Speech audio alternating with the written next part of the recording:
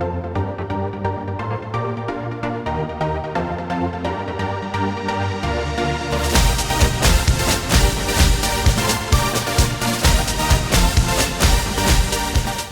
back to Exotic Car Play Place, everyone. Thanks for joining in on this beautiful, beautiful day.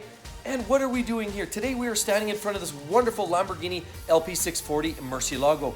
Today we're at Ed's shop. Ed, Elegant Motors, Edmonton. You've got to check him out if you're looking for supercar repairs. He's the guy. And today we're going to talk about whether you can really afford a Lamborghini. You see it all over the place. YouTubers, everyone's buying Lamborghinis. Lamborghini's easily the hottest name in YouTube. Every YouTuber buys, whether they're Murcielago, Aventador, Huracans. Gallardos were yesterday's flavor as well. But the question is, can you really afford one? I mean, they're influencers, and these guys do a great job of telling you that you really need to have one.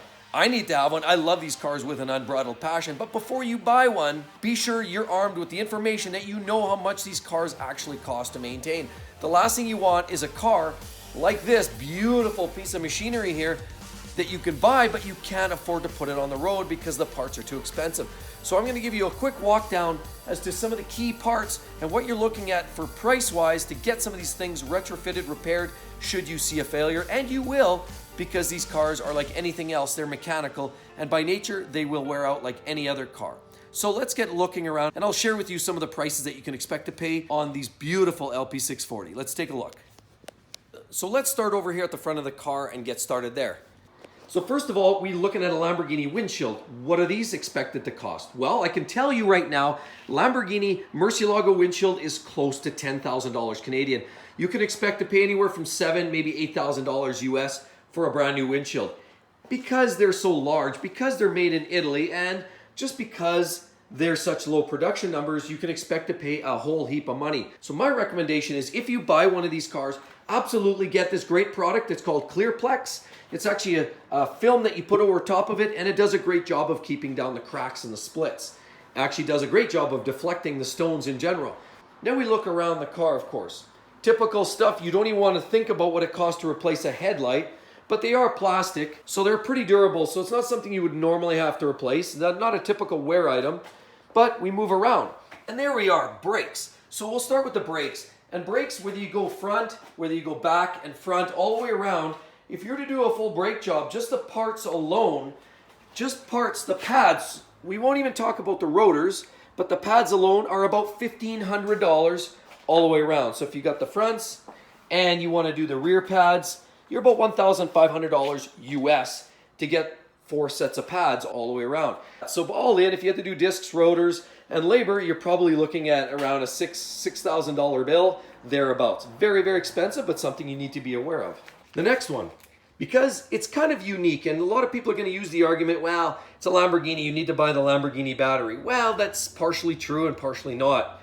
If you buy OEM, or what the OEM recommends from Lamborghini themselves, that's going to cost you roughly a $600 tab to get a new battery put in these. And because they always sit, you'll be changing batteries every 2 to 3 years. Even on a tender, often they don't last very long. There's a lot of electronics on board, and there's a lot of draw and drain, and the fact that they're often sitting for long extended periods of time, you will change that battery quite frequently. Then we'll talk about some of the electronics. Specifically, you have obviously a big engine, needs an ECU, electronic control unit, and the gearbox on these cars is actually in front of the car, it's actually underneath.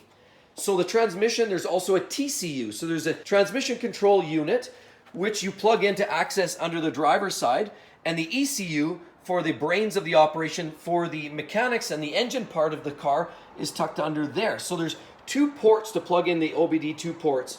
Again, as I say, transmission control unit and electronic control unit are both tucked away under the hood. Now, if any one of those fries, an ECU for example, can cost you upwards of about $3,500 per. You've got a couple of those large modules in here, you can expect that to cost you a few bucks if it fries. So be careful on boosting or overcharging these cars, because I've seen catastrophic failures result from abuse when you're charging your battery. Don't do it. Okay, and then we move back to the engine. Of course, we talk about this being a V12. V12 engine, spark plugs. What does a routine spark plug job look like in these cars? Well, at $39 a piece, you might as well call it $500 just for parts to change your spark plugs. We won't even talk about ignition coils, because you've got coil packs and you've basically got a coil per cylinder. That's going to cost you big bucks as well. So beware for it. So what else do we have? We have 1, 2, 3, 4 throttle bodies. That's basically where we balance the air and fuel going into the intake manifolds. So that's essentially sort of metering, if you will. Well, there's motor driven, and so as a result, they're not overly inexpensive. They're about $1,600 a piece. Not like you'd see all of them fail, but potentially on a higher mile car, or if you had some other issue, maybe something happened, or they were damaged. Maybe, I mean, it's not uncommon. I've heard of engine fires. Say hypothetically, you ruin a few of those and you've got to replace them. I mean, you're in that $7,000 range if you have to replace all of your throttle bodies. Again, not too inexpensive a proposition. So then what do we have next? Well, let's look inside here. And what do we see on the interior of this luxurious V12 Lamborghini other than wonderful Q-stitching leather interior that's finely finished and carbon fiber everywhere, carbon fiber there, carbon fiber on the shifter paddles, carbon fiber here, carbon fiber here, carbon fiber everywhere. You have what becomes obvious. You have the e-gear controller there, because this is an e-gear car. In other words, it's electric over hydraulic, and it's shifted via paddle shifters. That, in essence, is the way you shift these cars. Now, you can get these cars in a manual gated shifter as well, but that's not what we have here. So this is the e-gear version. Now, let me tell you, these V12 Lamborghinis burn through e-gear clutches faster than a kid eating candy on Halloween. It's horrific. However, with that said, if you're doing a clutch job, because you will do a clutch job if you own a Lamborghini like this, or virtually any of the older Lamborghinis, particularly of the e-gear cars, if you're doing a clutch, you have to lift the engine and transmission out. So this engine is packaged right here, and you can't even see the transmission because the transmission's actually in front of it and it's tucked underneath in the cabin. Below the cabin there is the transmission, which then runs to the front of the car via drive shaft. And then there's also a front differential there too. However, to actually get at a lot of these repairs, and I'll talk about that here shortly, you've got to basically lift the engine and gearbox back and out and do this weird cradle thing and get that up and out.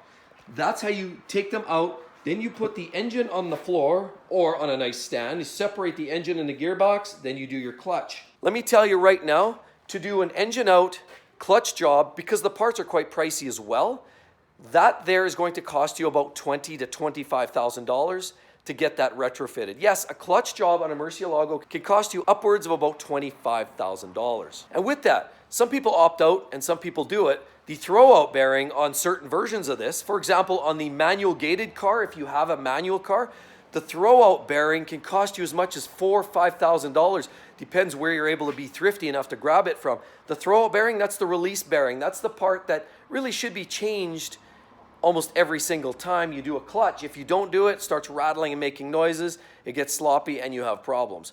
Either way, $5,000 for that bearing that would normally should cost you $30, $40 at a hardware store. And then we look down here. Well, other than the sheer beauty of these wheels, you have a 335.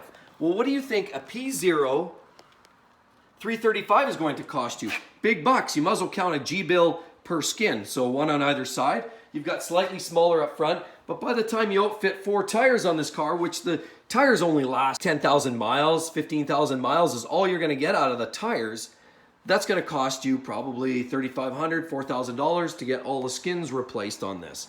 Very pricey, of course, to consider. As well, what you can't see here are the shocks. For the rear, you have shocks there, and those are about $1,200 a piece. That gets to be a bit of a pricey proposition too if you have to replace. So then what about another routine repair? How about a starter that you would typically find between the engine and the transmission? Starter repair on this. The starter itself can cost you upwards of $1,200. How about an e-gear actuator? We already know this is an e-gear car, which again, as I said, electrical over hydraulic, operating the shifting of the transmission. That actuator, there's an actual hydraulic system that forces an actuator to change gears, which by pulling this lever, this initiates a signal to the actuator, pressurizes the system, and through a series of pipes and tubes, forces the actuator to move in different configurations to shift the gears. That's all happening tucked away underneath there, way down underneath. Now again, as I said, the actuator is big bucks, and it's also very difficult to change. As a matter of fact, word has it, I believe you have to pull the engine and gearbox. Again, very expensive engine out proposition to do an e-gear actuator. and they fail. And when they do, they are crazy dollars. But not only is the labor expensive on the e-gear actuators that you find in there, the part itself for that e-gear actuator is about $6,000 US. So by the time you're said and done, if you have a problem with the e-gear actuator, you might as well call it a $15,000 bill thereabouts, because you're doing the actuator, you got to pull the engine gearbox, there's a ton of labor involved with that, lots of equipment that has to come apart. So that's a big dollar item. And that's, again, is not an uncommon failure in these cars. So let's take another stroll around to the back, and looking in the engine compartment, with all of this horsepower and about 632 odd some horsepower, it's an LP640, that are provided from this engine, it has a big demand on cooling. Cooling is operated via a water pump, is pushing antifreeze and coolant through a system, through a series of orifices and cooling ducts, as well as fans and radiators to keep the engine at bay in terms of temperature. Well, that water pump that's tucked away in this wonderful engine bay, guess what? How much that water pump can cost you. How about this? You want to guess, anybody? $1,000, $2,000, $3,000, $4,000, $5,000 to get a new water pump for a Murcielago. Huge bucks, but again, look at that car, and you have to make the decision whether you want to be financially committed to these cars or not. It's a personal choice.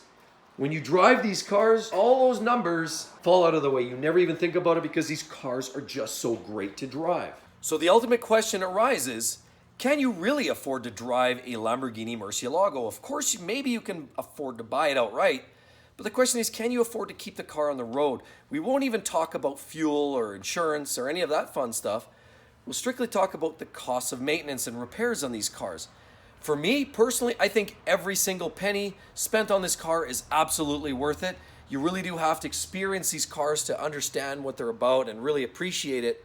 However, before you get into buying one of these, you really should understand what kind of money that you need to have to properly keep this car maintained and operating at its optimal. So thanks a lot, everybody. I'm glad you joined in as well. Hey, if you want to learn more, be sure to click on the link up here. That's my vlog. That's my other channel. And I talk a lot more specifically about these supercars, if that's something that really floats your boat. As well, the Exotic Car Play Place Life and Experience right here. Don't forget to hit the subscribe button and the notifications bell. It will let you know when the next great video is out. Can't wait to see you guys on the next one. And be sure to drop a line. I'd love to hear what your thoughts are on a Murcielago like this. Is it something that you guys feel that, hey, you'd be interested in committing to?